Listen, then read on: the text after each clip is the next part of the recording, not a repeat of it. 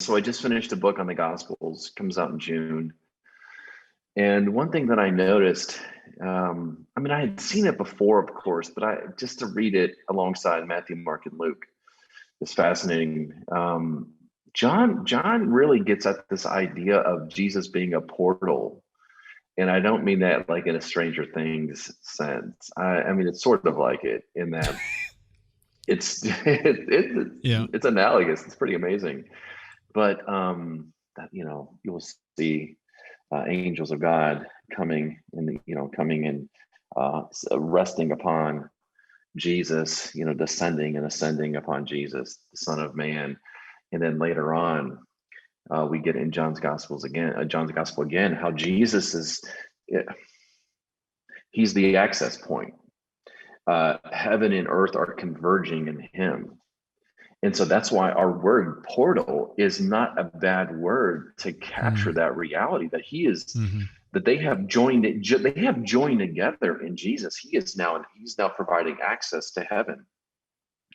And that's an amazing reality there if you think of it. Matthew's idea is more with heaven coming down.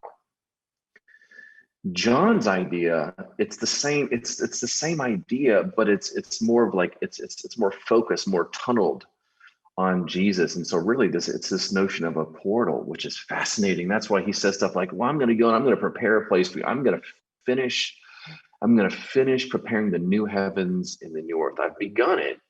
I'm now the converging point, but I'm going to finish that process when I leave you. And the disciples aren't quite understand what that means at the moment.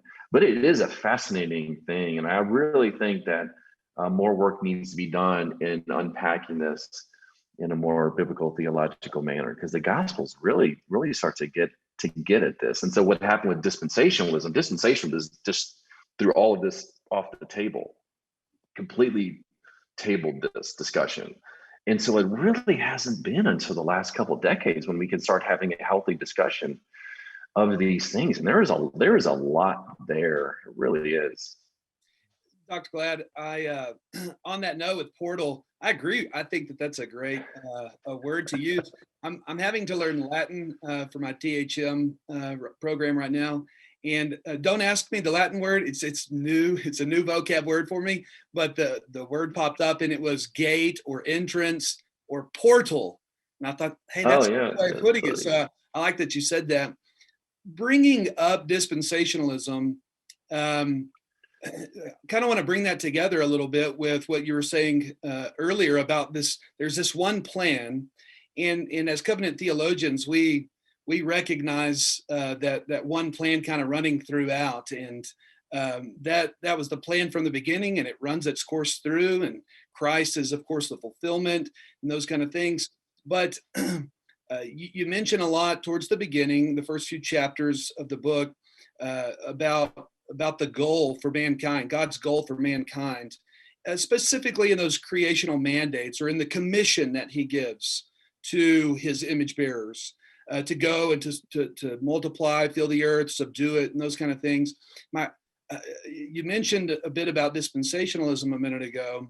In your book wasn't a critique on dispensationalism, but you did mention some of your backgrounds in dispensationalism, and I think this book would be healthy for those. My question is, does dispensationalism lose sight of that mandate to image bearers, that creation, the commission that God gives to them as they break up history into the different strict dispensations that they have, or do they try and focus on it in a different way? If they do, how do they do that, and how is it different from what you're stating in the book?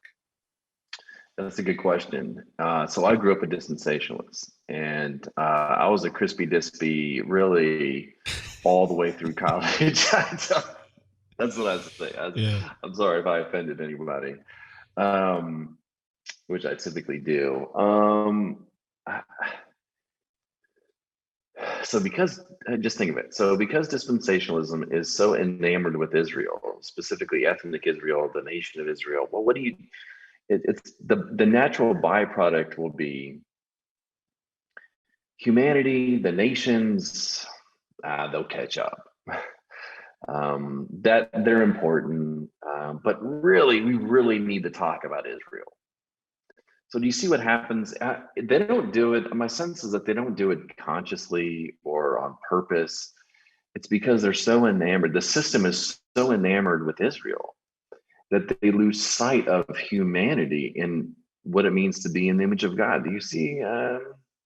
That's my sense. I mean, I haven't read. I don't keep up with dispensationalism today. It's just not part of my thing. I don't know if there's a whole lot going on. I don't think so. But my sense is that maybe some of the later developments in the last, maybe in the 80s and 90s, maybe they'll kind of come back to this.